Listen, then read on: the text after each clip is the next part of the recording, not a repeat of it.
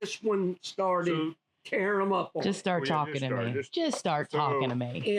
And he's got it running. He's running. So guys, look, it's pretty cool. You walk in the door and they say, hey, you know what you're talking about works.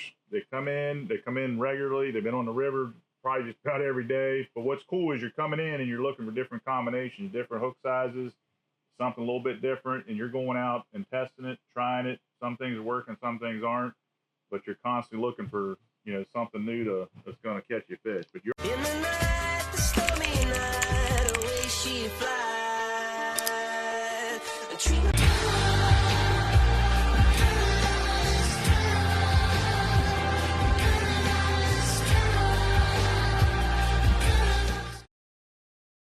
all catching citation bass on the river. Right. So what's your favorite bait when the water starts changing? Like, so we've coming out of spring where it's a little cooler. We've had a lot more warmer days. What's your go-to on the river these days? I would really, Without giving too many lean secrets. on the Helgermite. It seems like the hotter the water gets, the less they're on the crayfish now. When we first started catching them in Riverton and in the river early on, late winter, early spring, they were all over crawfish. Right. Whether it was the Nico crawl or that Z-Man. The Z-Man, the little, the smaller crawls. The TRD crawl? Yeah. Yeah, correct. And then as the water warmed, and a spinnerbait has been aesthetic. I was gonna say, you like the spinnerbait. What's cool about spinnerbait is it was old, that's all you threw. Then the chatterbait came out, jackhammer, and everybody's throwing that. Yeah. But the spinnerbait is making a comeback now. Right. And I had a real hard time getting bit on the chatterbait, but So did we. And we were picking up a single willow and just roll just as slow as you can reel it, where the bait or the blade is still turning, just bringing it through the water slowly, and I was getting bit doing that. You put a trailer on that spinnerbait? No trailer. No trailer. No trailer. I like a trailer, but no trailer. Yeah, No trailer. Now, what we did last week is, with the water getting warmer and warmer, we sat down and made some spinnerbaits and went to double willow. We're using the same blade he's using on the back, and we put a tiny little willow blade in the front of it. And what that does is that lets that bait speed up, so you could burn it quicker through the shallow water. And especially in water that has some current, because the current's adding to the spin, and it makes it want to come up and topside. So you've got to be able to slow it down. That was money Monday. It worked. Yeah. So that worked very well. The other thing about a spinnerbait too, you can run them across the top of the water column, you can run or middle, slow it down. A lot of times people don't either. They let it sink, let it get down the water column, then slow roll it. And what we've done in take the a lot of times a single Colorado and throw it out and almost jig it, let it fall. Let it fall. Let it Pop fall it up, down. let it I'm gonna fall. tell you a spinnerbait story. Guys up on the Susquehanna River, and they'd won a tournament that we were in up there, and they said they had 2 4-pounders they weighed in, and they said, remind me, both of you guys, they're brothers, and they said, but they were bringing it in. He said he saw the smallmouth chasing it, and it was getting close to the boat, and he did not know what to do because it was running out of real estate. So he just stopped it, and he said that spinnerbait fluttered down and hit the bottom, and he watched the bass just swim down there to it like that, and he gave it one jerk, and it smoked and got on. And so that's a good point too. Sometimes just simply stopping it, they just run right into it. They just crash. And the same thing with the crankbait. You run it along and then stop, and then if they're following or watching it, then they'll come up and grab it. So it does work. Hey, quick story too. You were talking, and he was telling me, but you said so he had a quicksand experience. Yes. Is this a true story? Yes, it's true. Said he had to get off the boat, up on the land, got and up this there. is at Riverton. To use the bathroom, and when I jumped off the boat, I went right down in what was literally almost quicksand. It was a very, very soft mud, and I don't think didn't have much of a bottom. But I stopped about here. But it looked solid. But so your buddies came and helped you out. Oh, yeah. He came right up to the front of the boat and grabbed me by the shoulders to keep me from sinking any further. No, I tried pulling him back, and every time I pulled him, we went further into the lake, and I was pulling because it was cold water. And then water was getting on me, and I was getting down deeper, and I'm like, no, Tommy, don't do that, don't do that. But I literally had to just dig the mud out from around my legs, and then all I could do, pull this leg up, And pull got that lost leg your up, boots. and then he helped me Yeah. and Pulled got him up back in the up on boat. the Then the boat. boat was just a total disaster because it was he mud was everywhere. deep in the mud. So I got him back up on the boat, and then we went to the other side, got on somebody's dock, and he stripped everything off. We washed it in the river and got him back going And again. my buddy, he had layers of clothes on, and he gave me a pair of his sweatpants. So that's how I finished the Otherwise, day. he'd have been in his underwear But at least for a couple miraculously, hours. I had boots on that were Gore-Tex, and my socks and my feet stayed dry. All I had to do was clean the mud from out around the outside of the boots, and I was good to go. And then spend a day cleaning the boat. Yeah, it took a good majority of 4 hours to clean To that get boat the out. mud off the boat because it If I was in would've done- everything. It was everywhere. It got everywhere. We just kept fishing because we were getting bit. We Yeah. were catching fish. Well, we're glad you made it out of quicksand. You had Yeah. something there to help get you out. And happy end of the story, I did not mess myself. That's good. I managed But- to not mess myself. But keep in mind, the ground looked completely like it looked solid bank. I mean, he'd have never jumped off the boat if Yeah. it looked, muddy. It looks like the top was dry, the leaves were dry, everything looked good. He jumped off the boat and sunk in above his knees, Yep. and he was just stuck in this stuff. And I couldn't believe it. I was like, what? I mean, I and I tried was there, digging and him out with a paddle. Well, if they're I'd good have- friends too, because what they could have done too is just said, "Hey, we'll be back for you. Yeah, Carl. We're gonna go they- catch some we're gonna fish. take We'll your come boat. back We'll about come like back back and that." and get get you you. later, yeah. But seriously, had I been by myself, that might have It been could a have been very bad. sad ending because the rest of the day, nobody ever came Nobody down ever there. came there was down there. nobody down there. We And were I'm literally 30 yards from the dam.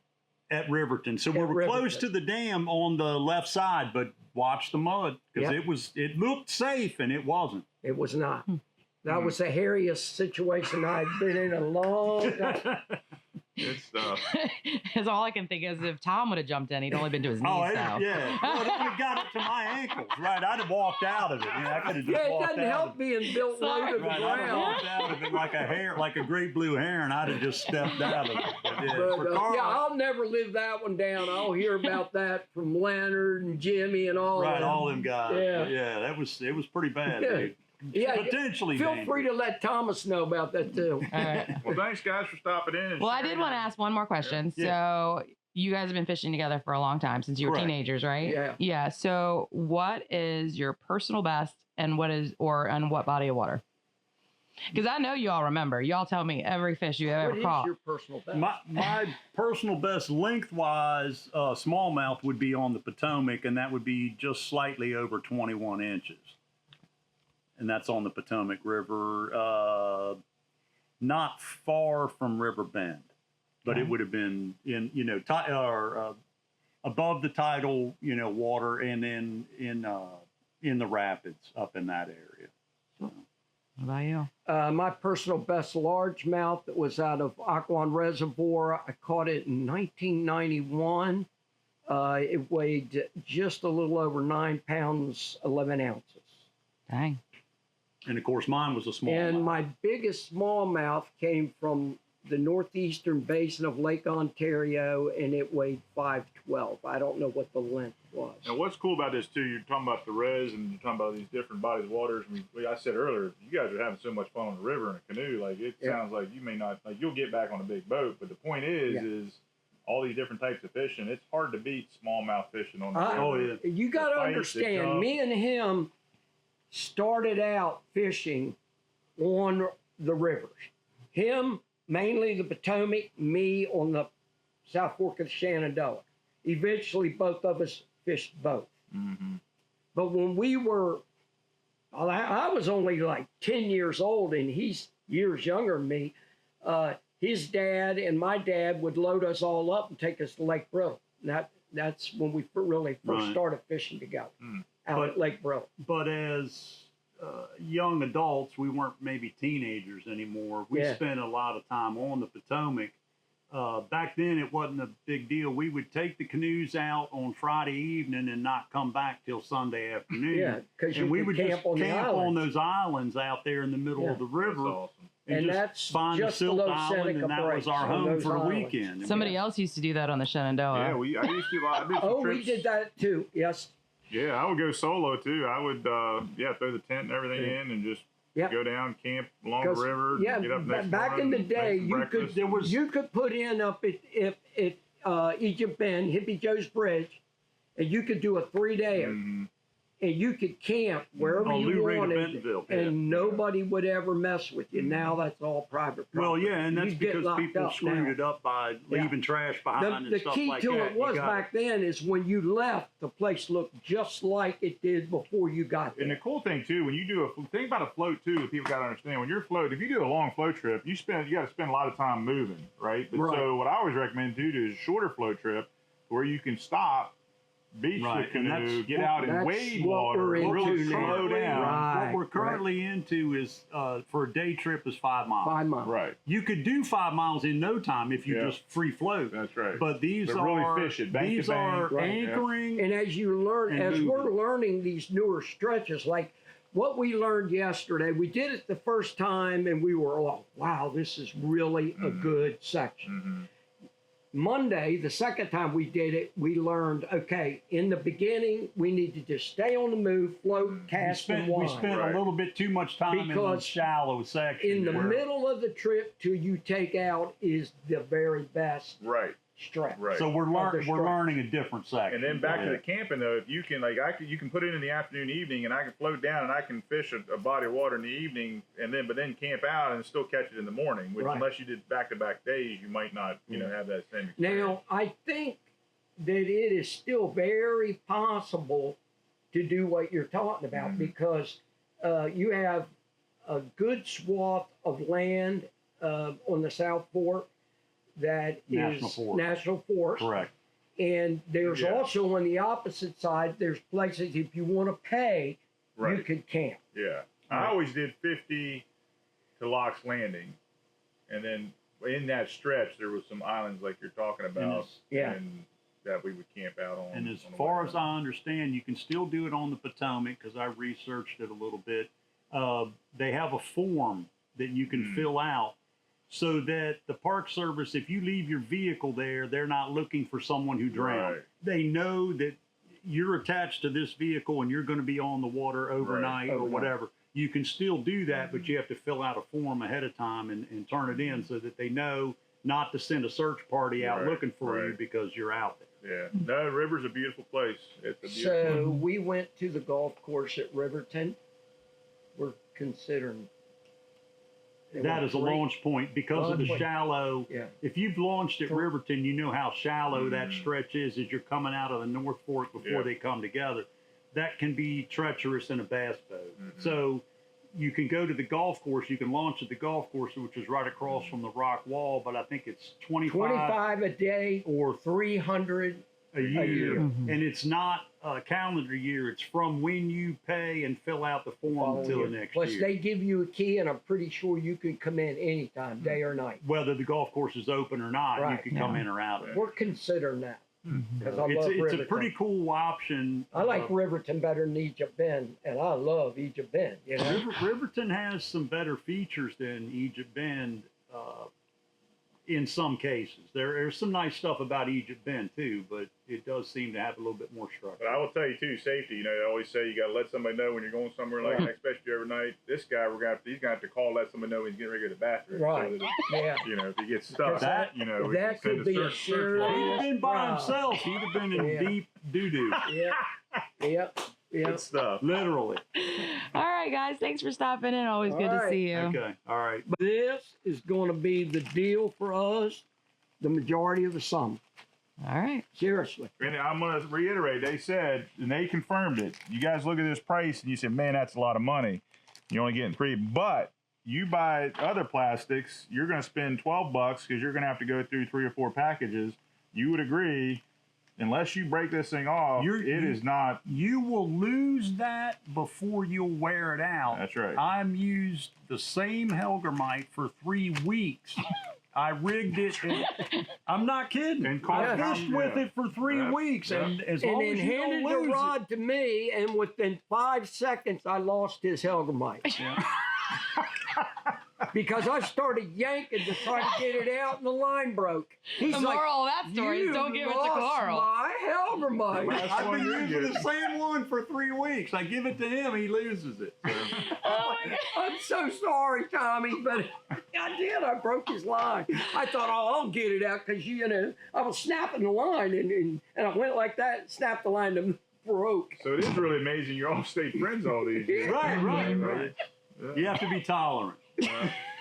That's hilarious. But yeah, I mean, I can't see anything beating this. You know, I swear. Yeah, it's a really tenacious rubber, and something you might want to consider too is probably trying to pre-rig a little bit, because in some cases you may have to take and heat up a nail or something, a needle, and make a hole in those things because it's hard to get something in them. The hook will go through them, but it's hard. It's very tenacious rubber. But- They last. But back to the cut-tail worm. Oh. You donate one of These them. people You've don't got even know to- we talked Okay, about but the still, cut-tail yeah, worm. Right, like- you like- got to get it in. This is I- like going I- oh, on week yeah. 2. The Well, I cut-tail- didn't hear like about the it. worms, the Did I hear about worms it? on a shaky head, You may you not. donate one almost every fish. They're Yeah. going to shake it off. He's losing a worm. He's digging in there. Another Getting a one. worm He every just time. shook his worm off. That's why you can't That order thing enough of them, lasts. Jim. So we're talking about the 4-inch Yamamoto cut-tail Yeah. worm, which Unless I have been Scott comes informed. out with the cut-tail worm. This Yeah. is not And it. that, That's yeah. not it. Not Even it. though it says Even though cut it says R, cut R, it is not the right it's not the cut-tail. cut tail. If Scott was to come out with Yeah, one for Scott this needs to come material, out then with you a. would- Yeah, now Cut. then you'd Well, be a little but- bit better off yeah. because it is the material that those are made out of is really tough, stretchy. It lasts. And the Z-Man baits, too. Yeah. You can't wear them out. No, Yeah, we have to burn holes in them to get certain stuff in them. It's terrible, but we sit there and we're heating up stuff and burning a hole, pre-burning them so we can rig them. You guys do a lot of prep. You have to, yeah, Okay. if you're going to use them. Yep. Otherwise, you'll be on the river or something and then hating life because you can't do what you need to do. Trying to do a lighter in the wind and heat up a hook and try to, it's Oh my not gosh. happening. You guys have entirely. How many days a week do you all think you fish? Well, it just depends on Well, the the weather. weather's been kind of, In I optimal went and got a commissions. colonoscopy yesterday. Oh, So shoot. that took me up for 2 days right there. Tuesday was prep But the day. wind- and Your then PSA for yesterday was today, like, check try your not to colon. die afterwards. PSA for today. Check your But, colon. yeah, The wind- we the try to wind- go at least twice a week, and sometimes we go Well, three or times. more. Yeah, it a week. depends. But like right now, being in the canoe, you have to really pay attention to the wind and the direction of the wind based on the body of water you're going to. And we've So- been getting the wind. You know, Yeah. Potomac is flowing from the north towards the southeast, so a north wind kind of helps you move you down the river, whereas the Shenandoah, you're doing south to north. You want a southwest wind so that it blows you up the river. Otherwise, you're fighting the wind constantly. So you're paying attention to wind, All right. especially if you're trying to do a 5-mile trip. You don't want to paddle the whole time. Right. So it just makes it difficult. All right. Well, any last words of wisdom, guys? No, Are you just get good? out there and do it. Just get out there and fish and explore. Words of wisdom: the Shenandoah is back. Awesome. It is back. Good to hear. All right. Thanks, guys. Uh huh. right.